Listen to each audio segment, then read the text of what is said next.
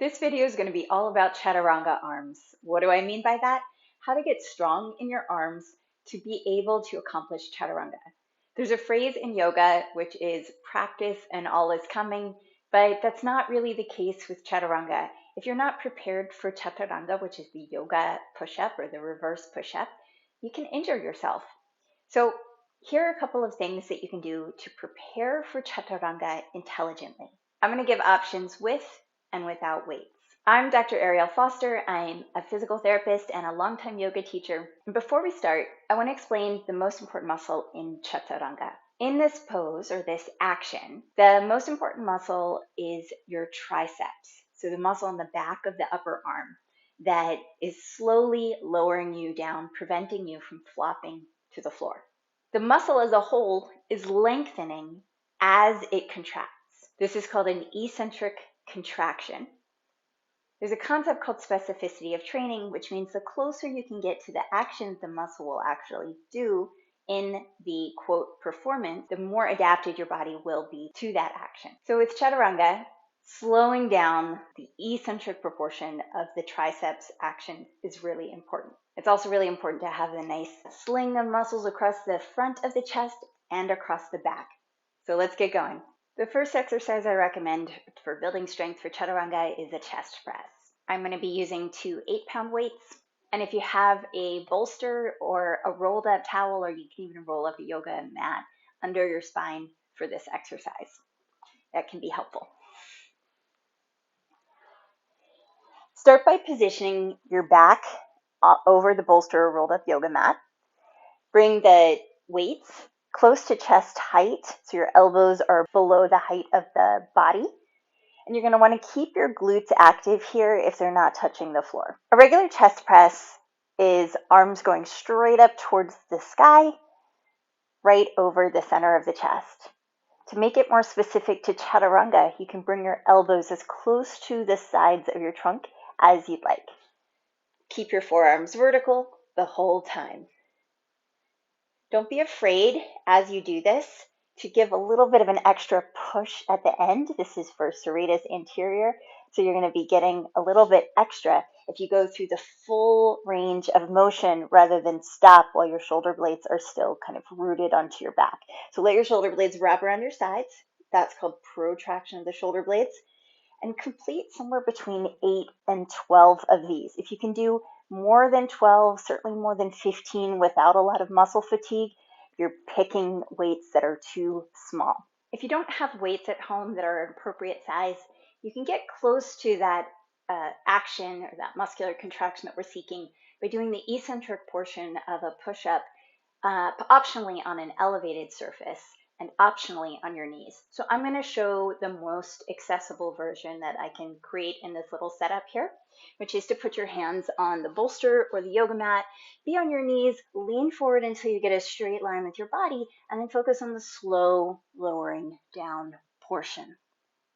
You can also push right back up, but make sure that you're doing both. This will hit a lot more than just the front of your chest. So give yourself some grace if you need a break from this, if you can't do that many. Moving on more specifically to triceps. So again, we want to hit that eccentric, that slow lengthening portion phase of the triceps movement, just like we do in Chaturanga. And although you can do this in a number of different positions, I think one of the better ones that's more specific to the muscle that you'll need is on your back in a kind of triceps kickback. I'm going to take 2 8s, lie on your back, reach the weights overhead till they're touching the floor, and then just practice one at a time, straightening the arm up towards the sky.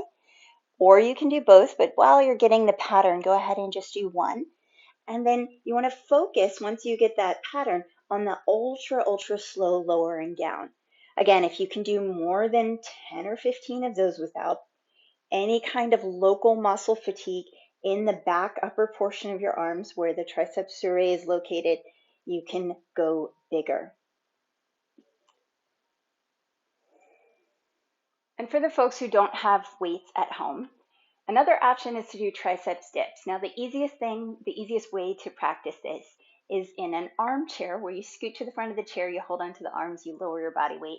But I'm going to show you with a yoga bolster and 2 yoga blocks so that if you have a yoga space already, you can just use the tools that are right in your vicinity. So just make sure that if you're going to do a double stack thing like this, that it's kind of nice and secured. Walk your feet out and then again, focus really slowly on the lowering, the eccentric portion. Don't be afraid to fully straighten your elbows at the top. To put less weight into your legs, bring the legs out in front of you and or bring your hands up further behind you. Finally, for the best form in Chaturanga, I highly recommend doing some upper back strengthening as well. So we've done our chest, we've done our triceps. Now we're going to get to some of the muscles around the shoulder blades. You can use a table with this, which is actually my preference, or you can come into table pose with your hands on blocks. Grab the heaviest weight you can, and this one I really recommend doing in some way, shape, or form with a weight.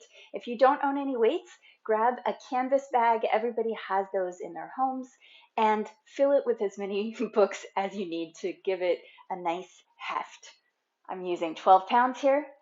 Place your hands on the yoga blocks, or one hand on the table, the other hand hanging off. And again, you can go through the full range where your shoulder blade is kind of wrapping around the side of your ribs, all the way to the shoulder blade back towards your spine. Make sure there is actual movement happening at the shoulder blade with this and not just your elbow flying high.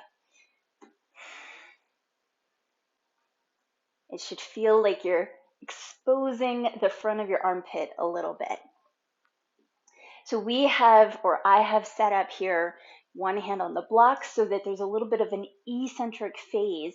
Again, that negative phase where there's a focus on slowing down, just like it is during Chaturanga, where you're slowing your body down towards the ground rather than explosively pushing off. So it's not about speed, but it's about control, slowing down, especially in the second half of that. As always with strength training with weights, if you can do more than 10 or 15 or 8 or 15 reps without true local muscle fatigue, like you're slowing down, starting to get a little bit shaky, or your form's not quite so hot as it was right in the beginning, then you can go heavier. For rows, you can almost always go heavier than with a chest press or the triceps kickback. So please do experiment with how much you can tolerate without losing form, and don't be afraid of that. Of course, if you are working with any injury, give yourself plenty of extra time to ramp up. Tissues do adapt, but it takes time. Let me know in the comments below if this was a good challenge for you, if you're surprised at how much or how little you can lift. I think one of the most surprising things is how 8 pounds or 10 pounds or 12 pounds can be a really meaningful challenge in some of these movements, even though we've been used to doing them with our full body weight, sometimes for years. So if Chaturanga has been a struggle for you, try these out, do these consistently, and let me know how it goes for you.